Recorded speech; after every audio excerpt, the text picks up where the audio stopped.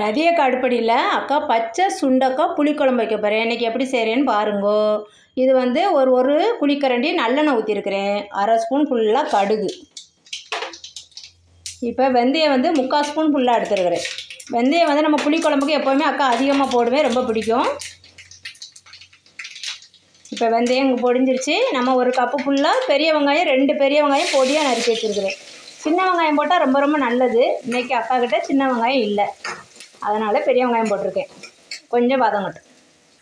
இப்போது வெங்காயம் கொஞ்சம் வதங்கிருச்சு. அக்கா கொஞ்சமாக கறிவேப்பிலை போட்டுக்கலாம். எவ்வளோ வேணாலும் போட்டுக்கோங்க கறிவேப்பிலை, அது வாசனைக்கு போடுறது தான். ஒரு 2 பச்சை மிளகா. இப்போது தக்காளி வந்து மீடியம் சைஸ் தக்காளி 2 நறுக்கி வச்சுருக்கேன். இப்போ புளிக்குழம்புக்கு அக்கா தக்காளி அதிகமாக சேர்க்க மாட்டேன். இது வந்து தேங்காய் போடாத புளிக்குழம்பு, பச்சை சுண்டக்காய் புளிக்குழம்பு. இது கொஞ்சம் நல்லா வதங்கட்டும். இப்போ இந்த ஸ்டேஜில் 1 ஸ்பூன் பெரிய ஸ்பூன் ஃபுல்லாக கல் உப்புப்பா.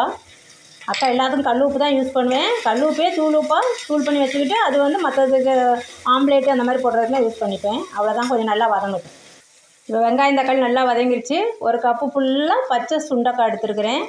அது வந்து எப்படி 150 கிராம் இருக்கும். அக்கா உதிரியாக வாங்கினது தான். இதை போட்டு நல்லா கொஞ்சம் வதக்கிப்போம். சால்ட்டெல்லாம் போட்டிருக்கோம், இந்த சுண்டைக்காயில் கொஞ்சம் பிடிக்கும். இப்போ சுண்டைக்காய் வதங்கிட்டுருக்கு. 2 ஸ்பூன் ஃபுல்லாக தனி மிளகாத்தூள் எடுத்துருக்கேன் அக்கா. இது வந்து 1/2 ஸ்பூன் ஃபுல்லாக தனியாத்தூள். தனித்தனியாக தான் அக்கா அரைச்சி வச்சுப்பேன். குழம்பு மிளகா பொடி சேர்த்து அரைக்க மாட்டேன். இது வந்து 1/4 ஸ்பூன் மஞ்சத்தூள். இப்போ அக்கா ஒரு பெரிய எலுமிச்சம்பழம் அளவு புளி கரைச்சி வச்சுருக்கிறேன். அதை கொஞ்சம் தண்ணியாக தான் கரைச்சி வச்சுருக்கேன். நல்லா வற்ற விட்டுருவேன் அப்படியே. அவ்வளோதான். இப்போ வந்து சால்ட்டு காரம் எல்லாம் கரெக்டாக இருக்கான்னு நீங்கள் பார்த்துக்கலாம். இப்போ எல்லாம் கரெக்டாக இருக்கான்னு பார்த்துக்கலாம். இப்போ எங்களுக்கு புளிக்குழம்பு ரொம்ப காரமாக புளிப்பாக இருக்கணும்ப்பா. எனக்கு புளிப்பு கரெக்டாக இருந்து காரம் கொஞ்சம் பத்தலை.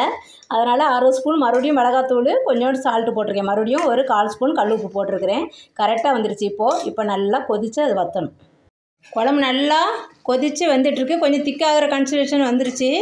நம்ம இப்போ இந்த சமயத்தில் அக்கா ரொம்ப சிம்மில் வச்சுட்டு, நல்லா சிம்மில் வச்சுருவேன். வச்சுட்டு மூடி விட்டுட்டோன்னா கொஞ்சம் அப்படியே எண்ணெய் படரும். அப்படியே மூடி விட்டுடலாம். பச்சை சுண்டக்காய் புளிக்குழம்பு ரெடி ஆகிடுச்சா பார்ப்போம். ரெடி. ரொம்ப ரொம்ப சூப்பராக டேஸ்டியாக இருக்கும். இன்னும் நல்லெண்ணெய் வேணுனாலும் நீங்கள் ஊற்றிக்கலாம். ஆனால் எங்கள் வீட்டுக்கு இது போதும். எங்கள் வீட்டில் ப்ரெஷர் சுகர்லாம் இருக்குது. அதனால் எங்கள் வீட்டில் இவ்வளோ தான். இன்னும் கொஞ்சம் நல்லெண்ணெய் ஊற்றிக்கிட்டீங்க, இன்னும் கொஞ்சம் நல்ல எண்ணெயாக வரும். சூப்பர் டேஸ்டியாக இருக்கும்பா. இது செஞ்சு பார்த்துட்டு அக்கா கமெண்ட்டில் எப்படி இருந்துச்சுன்னு சொல்லுங்கள்.